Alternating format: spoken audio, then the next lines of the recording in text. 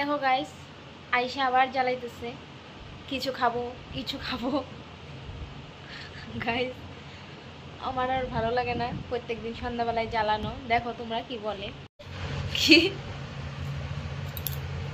খাবো, কি খাবি?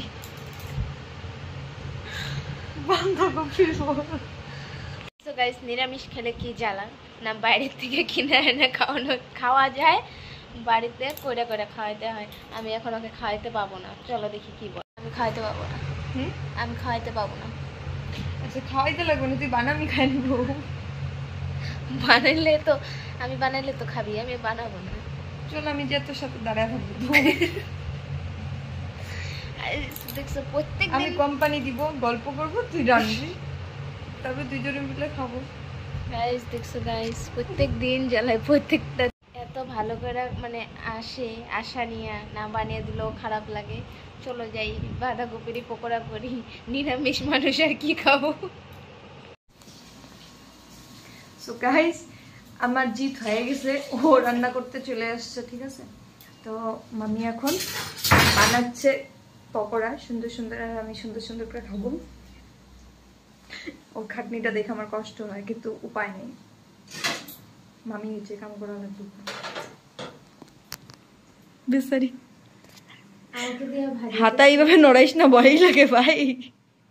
আমাকে দিয়ে বড়া ভাজিয়ে দিয়েছে, অবশ্য না ভাজিয়ে দিলেও মামা বলবে আমার ভাগ্নি আবদার করলো তুমি বানিয়ে দিলা না। না গাইস, অ্যাকচুয়ালি মামার কথা না, ওর মামার জন্যই আমি শিখছি যে মানুষকে কিভাবে ভালোবাসতে হয়, মানুষকে কিভাবে হেল্প করতে হয়। মানে ওদের ভালোবাসি এমনি জাস্ট ইয়ার্কি করে আমি বলি, কিন্তু ওদের আমি মন থেকেই খুব ভালোবাসি। আর ওর মামা ছিল বলেই আমি আমি ওদের না, আমি আরো অনেক মানে যেগুলো ছিল না আমার, ওর মামার থেকেই শিখছি। তাহলে মামাটা আমার। দেখছো গাইস, গুনগান আমাদের হচ্ছে, বইলাও লাভ নাই গাইস, গুনগান তো আমার হবে না, সবসময় মামারই হবে। এই দেখ বেচারা নাই, আমাদেরও নাই, তো আর আজকে নাই, আমাদের এমনি নেই। গাইস ওদেরও হবে, দাঁড়াও আর কয়েক বছর যাক করে দেবো। এখন দেবো না, এখন ছোট আছে না, ওই অপেক্ষাতেই আছি বাইচা।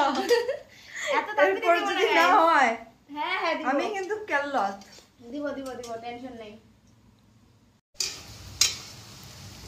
কি নাম করাই কি নে পকোড়া রেডি, হ্যাঁ নে দেখ তো কেমন হয়েছে। গরমটা দিতেছিস? লবণ কমেছে?